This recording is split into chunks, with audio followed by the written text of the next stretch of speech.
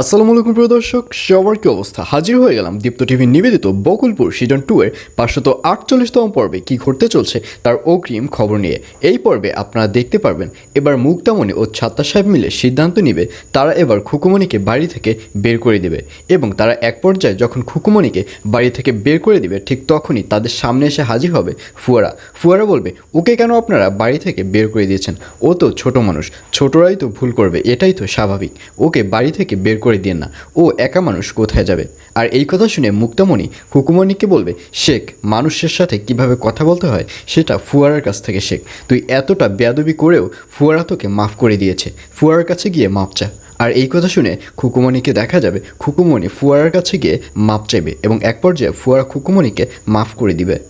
আর অন্যদিকে এবার নিগারকে দেখা যাবে নিগার এবার ফুয়ারার বাড়িতে আসবে, অর্থাৎ ফুয়ারাকে যে পুলিশে ধরে নিয়ে গেছিলো এই ব্যাপারটি জানার সাথে সাথে নিগার ফুয়ারাদের বাড়ি চলে আসবে এবং ফুয়ারাকে দেখে ফুয়ারার সাথে কুশল বিনিময় করবে, এবং এক পর্যায়ে দেখা যাবে ফুয়ারা ও নিগারের সাথে যে একটা শত্রুতার সৃষ্টি হয়েছে এটা আর থাকবে না। ফুয়ারা বলবে, আসলে আমি না জেনে তোমাকে অনেক বাজে বাজে কথা বলেছি, আমি তোমাকে বলেছি তুমি নাকি তোমার হাজব্যান্ডকে জোর করে তার সম্পত্তি নিয়ে এসেছো, এজন্য তুমি আমাকে মাফ করে দাও। আর এই কথা শুনে নিগার বলবে, না না, এখানে মাপ চাইবার কী আছে?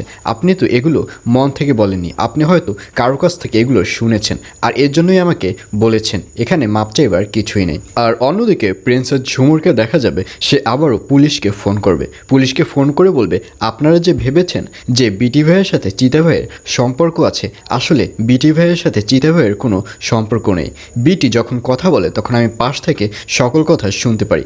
বিটি বলে যে সে সবাইকে চিনলেও সে চিতাবাহিনীর কাহিনীটা চিনতে পারেনি, আসলে চিতাবাহিনীটা কারা এগুলো সে আদৌ জানে না। এবং তখন মুসলিম সরকার বলে উঠবে, এগুলো আপনি বাদ দেন, আপনি তো কাঁঠাল খাচ্ছেন, আসলে কাঁঠালের কষ কোথায় গিয়ে লাগছে, কার মুখে লাগছে, এটা তো আপনার দেখার বিষয় না, আপনি তো কাঁঠাল খেতেই পারছেন।